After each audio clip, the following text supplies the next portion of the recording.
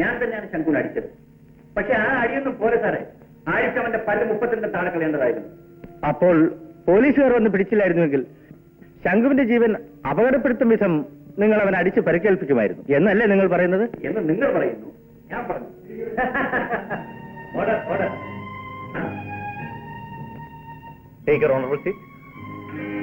ഇന്ന് നമ്മുടെ കോടതി നടപടികൾ ശ്രദ്ധിക്കാൻ ഹാജരായിരിക്കുന്ന ബഹുമാനപ്പെട്ട ഹൈക്കോടതി ജഡ്ജ് ശ്രീ വിശ്വംഭരൻ അവരെ ഞാൻ സ്വാഗതം ചെയ്തുകൊള്ളുന്നു.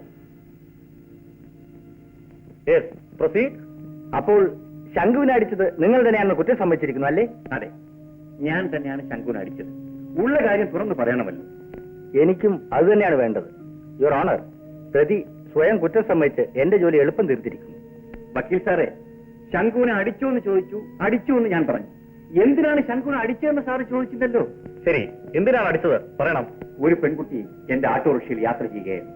ഈ ശങ്കു എന്ന് പറഞ്ഞ ദുഷ്ടൻ അവളെ പിടിച്ചിറക്കി ഉപദ്രവിക്കാൻ തുടങ്ങി. അപ്പൊ അത് തടയേണ്ടതും ആ പെൺകുട്ടി രക്ഷിക്കേണ്ടതും എന്റെ ചുമതലയല്ലേ? അല്ലേ സാർ? അങ്ങനെ എന്തെങ്കിലും സംഭവിച്ചിരുന്നെങ്കിൽ അതോടെ പോലീസിൽ അറിയിക്കേണ്ടതായിരുന്നു. അത് എങ്ങനെയാ സാറേ? ഇപ്പൊ സാറിന്റെ സഹോദരിയുമായി എങ്ങോട്ടെങ്കിലും യാത്ര പോകുന്നിരിക്കട്ടെ, വഴിയിൽ വെച്ച് ശങ്കുവിനെ പോലുള്ള റൗഡി സാറിന്റെ സഹോദരി അപമാനിക്കാൻ ശ്രമിച്ചാൽ സാർ അതിനെ തടയുമോ, അതോ നിയമപരമായി സാവധാനത്തിൽ പോയി പോലീസിനെ അറിയിക്കുമോ? Order order. കുറ്റം ചെയ്തവരെ ശിക്ഷിക്കേണ്ടതായ ചുമതലയും അധികാരവും നിയമത്തിന് മാത്രമുള്ളതാണ്, മറ്റാർക്കും അതില്ല. എനിക്ക് നിയമം അറിഞ്ഞുകൂടാ. അക്രമിയെ തടയേണ്ടത് ന്യായമാണെന്ന് തോന്നി. അല്പം ധൈര്യവും ഉണ്ടായിരുന്നു, തടഞ്ഞു, അത്രമാത്രം. ഈ തട്ടിപ്പ് കൊണ്ടൊന്നും ശിക്ഷയിൽ നിന്നും രക്ഷപ്പെടാനാവില്ല.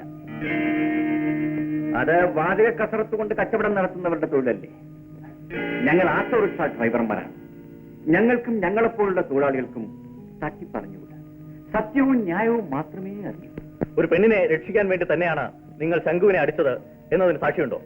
സാക്ഷികളെ ഒന്നും ഞാൻ ഒരുക്കി നിർത്തിയിട്ടില്ലായിരുന്നു. അതിന് ഞാൻ കുറ്റം ചെയ്യാൻ നടക്കുന്നവനല്ലല്ലോ. അപ്പോൾ സാക്ഷിയില്ല? മനസ്സാക്ഷി മാത്രമേ ഉള്ളൂ. മറ്റു സാക്ഷികളൊന്നും എന്റെ പക്കലില്ല. ഉണ്ട്, സാക്ഷിയുണ്ട്.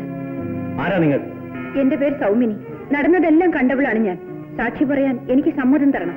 കോടതി ഈ സ്ത്രീയെ സാക്ഷിയായി അംഗീകരിക്കുന്നു. കുഴപ്പം നടന്ന സ്ഥലത്തിനടുത്താണ് എന്റെ വീട്. ഒരു ബഹളം കേട്ട് ഞാൻ ചെന്ന് നോക്കിയപ്പോൾ ആ നിൽക്കുന്ന ശങ്കുവും മറ്റു ചിലരും ചേർന്ന് ആ പെൺകുട്ടിയെ ഉപദ്രവിക്കാൻ ശ്രമിക്കുകയായിരുന്നു. ഈ മനുഷ്യനാണ് ആ പെൺകുട്ടിയെ റൗഡികളിൽ നിന്ന് രക്ഷിച്ചത്. ഏത് പെണ്ണിനെ? നിങ്ങളുടെ വീട്ടിൽ വരുന്ന പെണ്ണെ പറ്റിയോ? എന്റെ വീട്ടിലോ? അതെ, ഡാൻസ് പഠിക്കാൻ വരുന്നവരെ കൂടാതെ പതിവായി പല സ്ത്രീകളും നിങ്ങളുടെ വീട്ടിൽ വന്ന് പോകുന്നില്ലേ? അതിൽ ഒരുവളെ പറ്റിയല്ലേ നിങ്ങൾ ഈ പറയുന്നത്? സാറേ, ഒന്നും ആലോചിക്കാതെ തോന്നിയതെന്ന് വിളിച്ച് പറയരുത്. അവിടുന്ന്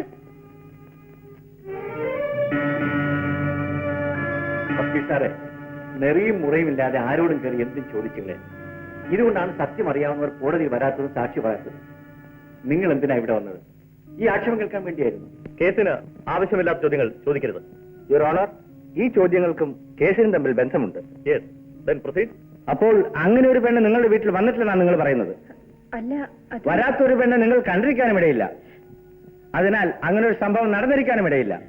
അതുകൊണ്ട് പ്രതിയുമായി നിങ്ങൾക്ക് ഏതോ ബന്ധമുള്ളതിനാൽ പ്രതി രക്ഷപ്പെടുത്താൻ വേണ്ടി നിങ്ങൾ കള്ളസാക്ഷി പറയാൻ വന്നതായി ഞാൻ തീർത്തു പറയുന്നു. ഞാൻ കള്ളസാക്ഷി പറയാൻ വന്നതല്ല. എന്നെ വിശ്വസിക്കണം, ദയവായി ഞാൻ പറയുന്നത് വിശ്വസിക്കണം. നിങ്ങൾക്ക് പോകാം.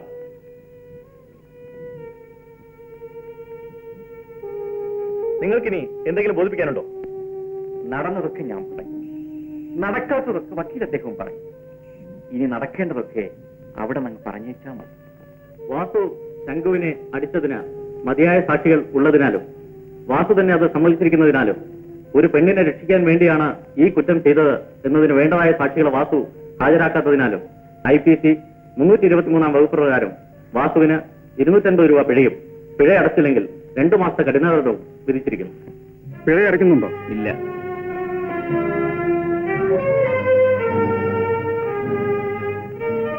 നിങ്ങൾക്ക് വേണ്ടി പണം അടച്ചിട്ടുണ്ട്. ആരാ പണം കിട്ടിയത്? ജഡ്ജിയങ്ങുന്ന്. ഇതാ ജഡ്ജിയങ്ങുന്നിന്റെ അഡ്രസ്. അദ്ദേഹത്തിന് ബംഗ്ലാവിൽ ഒന്ന് കാണാൻ പറഞ്ഞു.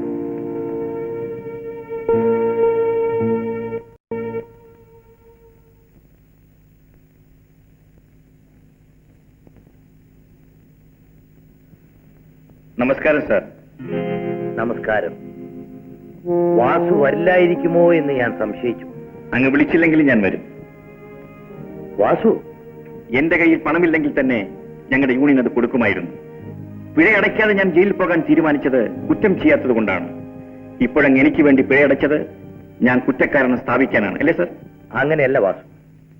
നിയമം വാസുവിനെ കുറ്റക്കാരനാണെന്ന് കണ്ടാലും ശിക്ഷിച്ചാലും വാസു നിരപരാധിയാണെന്ന് എനിക്ക് നല്ല പോലെ അറിയാം. അതുകൊണ്ടാണ് ഞാൻ ആ പണം അടച്ചത്. അത്ഭുതമായിരിക്കുന്നല്ലോ സർ. സത്യവും അസത്യവും തിരിച്ചറിയാൻ അങ്ങക്ക് സാധിക്കുമോ? യഥാർത്ഥ കുറ്റവാളി രക്ഷപ്പെടുത്താൻ വേണ്ടി കേസ് വാദിച്ച് ജയിച്ച് പേരും പ്രശസ്തിയും പണവും വാരിക്കൂട്ടിയ ആളല്ലേ അങ്ങ്? വാസു, അഡ്വക്കേറ്റ് വിശ്വംഭരനെ വാസു നല്ലപോലെ മനസ്സിലാക്കിയിട്ടുണ്ടായിരിക്കും. എന്നാൽ ജഡ്ജി വിശ്വംഭരനെ വാസുവിന് അറിയില്ല. അന്ന് വക്കീൽ, ഇന്ന് ന്യായാധിപൻ. പേരിന്റെ മുമ്പിൽ ചേർക്കുന്ന വാക്കല്ലേ മാറിയിട്ടുള്ളൂ, ആള് മാറിയിട്ടില്ലല്ലോ. രണ്ടും സാറ് തന്നെയല്ലേ? നമ്മൾ സാധാരണ ചവിട്ടി മെതിക്കാറുള്ള ഒരു കരിങ്കലിനെ ഒരു പ്രത്യേക രൂപം കൊടുത്ത് ക്ഷേത്രത്തിനുള്ളിൽ പ്രതിഷ്ഠിച്ചാൽ നമ്മൾ അതിനെ ആരാധിക്കില്ലേ? അതാണ് വക്കീലും ന്യായാധിപനും തമ്മിലുള്ള വ്യത്യാസം. സാർ പറയുന്നത് ഒരു വാദത്തിന് വേണ്ടിയാണെങ്കിൽ ഞാൻ സമ്മതിക്കാം.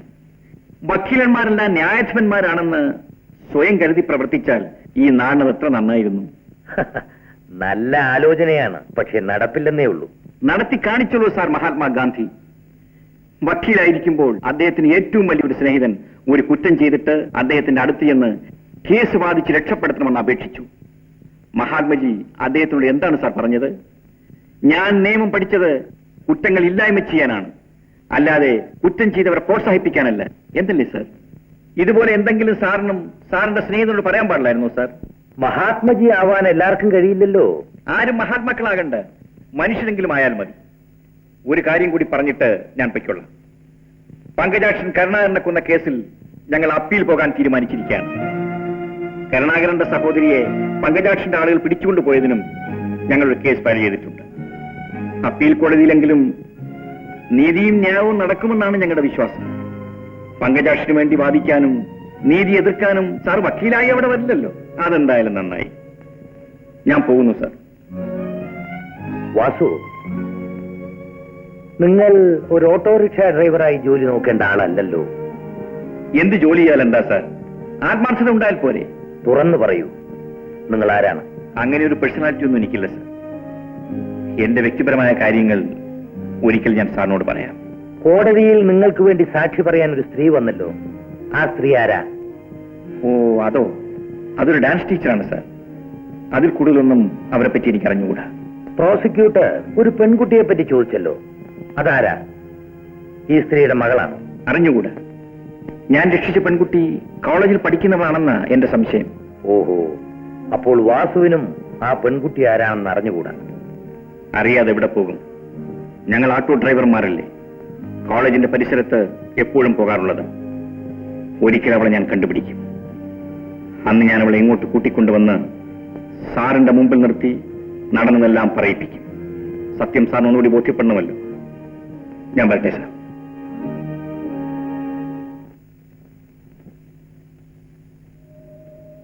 ടീച്ചർ, ഞാനൊരു കാര്യം അറിയാൻ വേണ്ടി വന്നതാണ്. എന്റെ ആട്ടോയിൽ യാത്ര ചെയ്യുന്ന ആ പെൺകുട്ടി അടിക്കടി ഇവിടെ വരാറുണ്ടെന്ന് വക്കീൽ സാർ പറഞ്ഞു. അവിടെ വരാറുണ്ടോ? ഉണ്ട്. അപ്പോ ടീച്ചർ അവളെ അറിയും. നിങ്ങൾ തമ്മിൽ വല്ല ബന്ധവുമുണ്ടോ? എനിക്ക് അവളെ ഒന്ന് കണ്ട് സംസാരിക്കണമെന്നുണ്ട്. അതുകൊണ്ടാണ് ചോദിക്കുന്നത്. എന്താ ടീച്ചർ ഒന്നും പറയാത്തത്? അവളിവിടെ കോളേജിൽ പഠിക്കുന്ന ഒരു കുട്ടിയാണ്. ഇനി അവളിവിടെ വരില്ല. വരരുതെന്ന് ഞാൻ പറഞ്ഞിട്ടുണ്ട്. എവിടെയാണ് അവളുടെ വീട്? ദയവായി എന്നോടൊന്നും ചോദിക്കരുത്.